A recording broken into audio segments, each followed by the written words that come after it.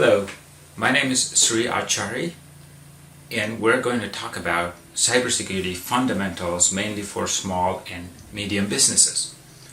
This is not a technical presentation, so if you're looking for technical information, you may want to skip this video.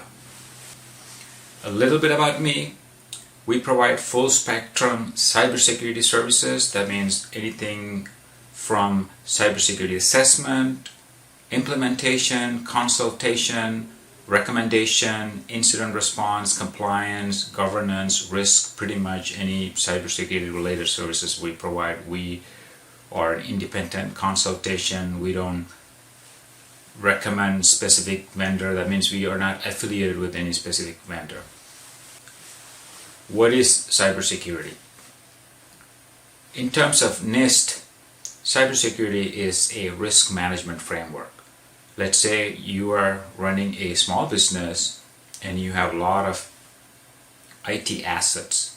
Anything related with the computer, your data, your network, your computer, laptop, printers, everything is pretty much IT and digital asset. There's a risk involved in operating all of those things. So the cybersecurity is how you mitigate risk. It's not just putting a antivirus or putting a firewall. It's about how you mitigate overall risk to your business by implementing cybersecurity controls. The controls are the ones you implement in order to safeguard or mitigate your risk. It's not completely going to protect you 100%, but in case something happens, you have certain controls and preparations that you already done in place that would mitigate your risk and bring your business back up and running in a very short period of time. So the initial goal is to protect everything from unauthorized access or criminal intent. So the main thing, pretty much all of the cybersecurity framework, we will talk about the framework in another couple of slides, is about confidentiality, integrity, and availability. What that means is you have information that you work with, your data. Let's say you are in a healthcare provider or you're in the healthcare field. The confidentiality is very important. You don't want patients' information to be out in public. You don't want people to see your patient information such as social security, their name, and their medical history. So protecting that information from any unauthorized access is the key in terms of healthcare. So confidentiality is number one for them. Integrity, if you're in the banking sector, integrity is key because whenever there's a financial transaction, if you're transferring $100 to someone, if someone in the middle alters that to $100.10, that adds over time. So that information is modified. The integrity of that information is compromised. So that is very critical to financial industry. So every industry is different. Small business, based on what industry you're in, it's different. Availability, on the third pillar, the confidentiality, integrity, and availability, those are the three pillars of cybersecurity. Availability is, let's say if you have a web server and your business operates on a web store, it needs to be available 24/7. You cannot have a web store open only 8 to 5 p.m. That's not good for your business. So your business needs to be available. If someone performs a denial of service or distributed denial of service attack on your web server, that may not be available for legitimate customers who are trying to buy or get services from your web services. That means your availability of web services is compromised. So that's the third pillar, availability. We talked about confidentiality, integrity, by financial transaction, availability, having website. There's a lot of examples. I just gave you like a basic example how these confidentiality, integrity, and availability could be compromised. And there's lots of other specific aspect. Everything falls under the CIA pillar, confidentiality, integrity, and availability. CIA pillar, everything falls under that. So it's not installing antivirus and firewall and protecting your information anymore. We're not in year 2000, so we need to do a lot more than that. Let's break it down into layman's term. So let's say you have a house, and let's say your plumbing is about 10-15 years old. I mean, most of the houses, unless you live in a brand new house, there's a pretty good chance there's going to be a plumbing issue at some time. My house had some problems. Let's say some of the areas are very critical and compared to the other ones. Let's look at your main line. Let's say you have a leak in your main line. Obviously, you're going to spend money and fix that because that's where all of your water comes into your house. So the main line is critical, so you want to fix that immediately. Let's say you have a water leak or some issue with the line that is going into the water heater. That provides all hot water to your house. So yeah, if you have another connection, if you don't get hot water, you can survive for a couple of days, but you still want to fix that. And there's another example. If only the kitchen sink is not working, you can live with that for a couple of days, getting water from somewhere, or using your bathroom sink temporarily. But the point is, you have to put priority what needs to be fixed and where to put your money and what you need for your business. Let's say if you just fix only those leaks, there could be something lurking. You might have a galvanized pipe in terms of plumbing that is like 15 years old. It's going really bad and it might break anytime. So you need a plumber to come and take a look at it and tell you what's wrong with it and take precaution, replace it, or do a copper plumbing or PVC, whatever you need to do to fix it. So that way you can have a peace of mind and make sure you have water without any problem. Anyways, that's a plumbing analogy. You wanted to do a comprehensive analysis in terms of cybersecurity. So why do you need cybersecurity? If you are a small business, you wanted to stay in business. If you have a cybersecurity incident, that might cost you a lot depending on what it is. Some of the companies, small business, went out of business because of one incident. If they're dealing with customers, all of the customer credit card and social security number gets compromised and someone takes that, put it on the public, that means a lot of trouble for that company. People lose faith in their company. There's going to be a lot of lawsuits on that company. So it's going to be, if you're a small business, it's really hard to come out of that specific incident. So it depends what your incident and what cybersecurity incident and compromise that you had.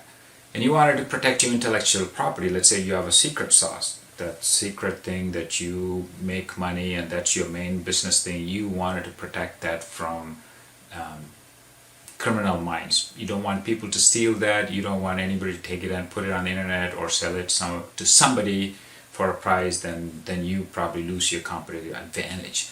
Well, of course, you can go after that person or entity and lawsuit and everything, but once it gets out there, it's pretty much, it's really hard to get that back. Once everything's on the internet, there's no way you can take it back. And there's compliance. There's lots of industry. If you're in a specific industry, healthcare, we talk about all the compliance in the next slide. So if you're in a specific industry, healthcare, you need to have high trust. If you're in the financial industry, you need to have a SOC 2. If you're in the defense industry, the NIST or CMMC, there's a lot of other framework and compliance that you need to be in compliance with. And there's business reputation. If your organization has been hit with cybersecurity breach and it's out there in public, people are not going to trust your organization. They would go with the other guy, your competitor. Hey, that guy, even though that other business or your competitor may not have a good cybersecurity posture, people automatically think, oh, this company do not protect their data or customer data. They do not have a good cybersecurity posture. They would automatically go to the other guy. So you wanted to have a good business reputation. So you want to take proper measure and do your due diligence by having a good cybersecurity posture. There's also competitive edge. if you can advertise, for example, I keep on talking about compliance. There's a lot of certifications available in terms of organization certifications. ISO 27000 is another information systems security, management security certifications, and all these compliance, high trust, all these people. CMMC is another one that they are going to issue certification on an organization saying that they are their cybersecurity is in good standing. All these organization provides certifications on the organization. So if you display that on your website or any of your material that you have a good cybersecurity posture, you have a competitive advantage over the other guy. Okay, this company, I can trust my information with this company. People will go want to do business with you. So for small and medium-sized businesses, so small business usually one person does a lot of the things because they work on limited budget. I myself run a small business and I don't have the capacity to go and get a HR and a specific payroll person. I mean, I don't have money to or budget to do every single department, marketing, all these things. You get the point, right? So you wanted to make sure your money and budget is used wisely. So there are a lot of risks to small organizations. Some of the dangers in terms of cybersecurity are ransomware, which is really common now. I read a news last week. FBI director testified in front of Congress. He mentioned they are investigating over 100 ransomware variants. That means usually ransomware, they use a specific tool, software, to put it on somebody's network, and that locks, encrypts everything. I have a video about ransomware if you want to watch it after this or when you have a time. So what happens is ransomware, they install it, the hackers or the bad guys install it on the network and then encrypt everything. You cannot do anything. When you turn the computer on, only screen comes up saying that everything is encrypted. Anyways, the point is there are like more than 100 variants of ransomware out there. That means it used to be like one or two, 3 years ago, or maybe 7-8 years ago, WannaCry ransomware. Now about 100 variants. That means God knows how many people have access to that. So, and there's malware erasing your entire system. Then attacker breaking in, altering, changing files. If you're a financial institution, you don't want someone to go into your bank and change 1 million to 100,000 or 100,000 to 1 million. Adding zero, removing zero makes a big difference if you're in the financial industry. And you don't want someone stealing your information, putting out in the public. That's what happened at Colonial Pipeline. They took their data and threatened that if they don't give the ransom, they would put their data on public domain. So, but if you don't have anything to hide, you're okay, but still you don't want your customer's social security number and all the other information to be out in the public. You're liable.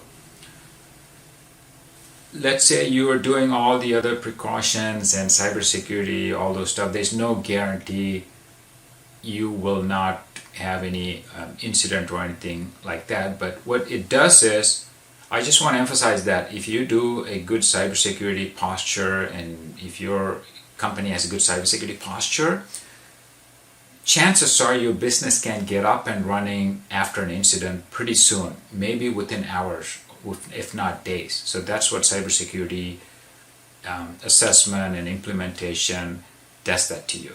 There's no, bad guys are going to hit and come after every single thing all of the time. It doesn't guarantee anything, but it does is, okay, I got my ransomware, I just go back to my backup and make sure everything is good, restore and bring back up and running. But anything, there are like certain controls you can do in terms of cybersecurity. That's why there's no one thing. But if somebody tells you, oh, I will provide all the cybersecurity services, protect everything, no, there's no protection. It's always mitigating the risk. That means something happens, you come back, get back on your feet, up and running. That's it. It's not going to protect from bad guy hitting you and taking, damaging your stuff. But yeah, anyway, we'll talk about that in a little while. So where do you start?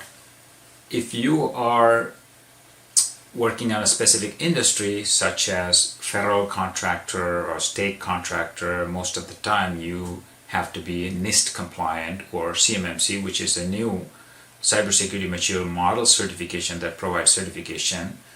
You could do one of those things if you're a federal contractor. If you're a federal contractor, you're the government agency that you're contracting with will tell you which security firm framework that you need to be compliant with. And if you're doing business with international organizations, most of the time people go with ISO 27000 certification. You have to hire a company. We do that to come and audit and provide certification that you're ISO 27001 compliant, but there's a lot of work needs to be prepared in order to do that. And there's SOC 2, which is all finance and banking sector compliance. High trust for healthcare, all the HIPAA laws.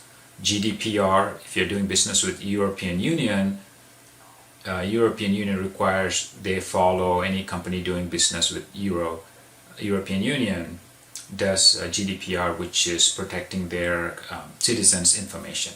And there's FISMA, which is for federal contractors, and there's FedRAMP, which is for cloud-based services certification. There's a lot of things.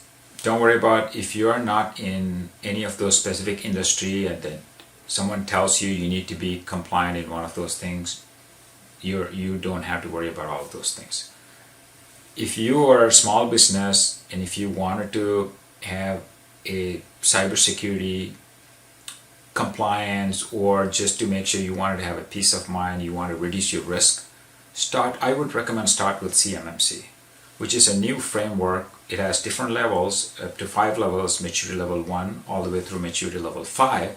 The maturity level 1 was mainly developed with small business in mind, really small business.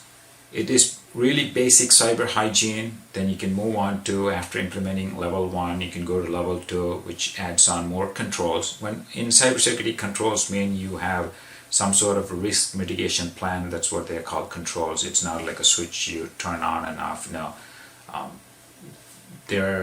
Let's say a control is something like you wanted to have a user added to your group or in your organization.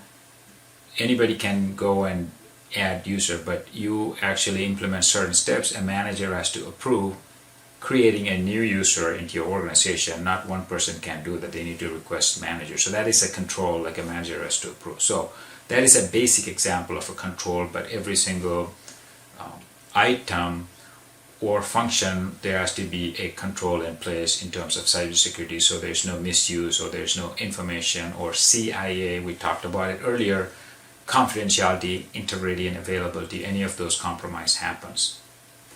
Just to avoid that, that's why you need to have all those controls. So start with CMMC, level 1. Level 3 is ideal, which is good for small and medium businesses. For large enterprise, maturity CMMC maturity level 4 and 5 is ideal. For level 4 and level 5, you need an army of people implementing and doing all those cybersecurity work. Just to get someone, cybersecurity person or consultant, do an assessment on your organization to see where you are, what are your risks, how is your cybersecurity posture now. You may have some of the things already implemented. Like I said, you probably have antivirus and firewall and other things implemented. Let's say have someone look at your organization and all of the things you have to see, okay, where you're lacking, what other things you can add to improve your cybersecurity posture. Remember, you cannot just fix, like, remember the plumbing analogy? You cannot fix one main leak and say, oh, I'm all good. No, that doesn't work anymore. So have an independent consultant review and provide unbiased recommendation. When I say unbiased, means if you have a specific vendor come and do the assessment, they are going to recommend their product. But there's lots of open source tools out there. You don't have to pay arm and a leg to buy those tools and pay licenses. So there's a lot of tools you can use and implement in order to have a same functionality or similar functionality have the major vendors. In addition to tools, you need to have a policies and procedure. In order for you to have a policies and procedure, you need to have your management sign off on it. Just because an IT manager wants to implement cybersecurity for an organization, without the management, top management, or any CIO, CFO, or CSO support, it will be very difficult to get budget and support, staffing, and all those things. So you need to have your management sign off on a cybersecurity plan. Then you can go and implement all of those things.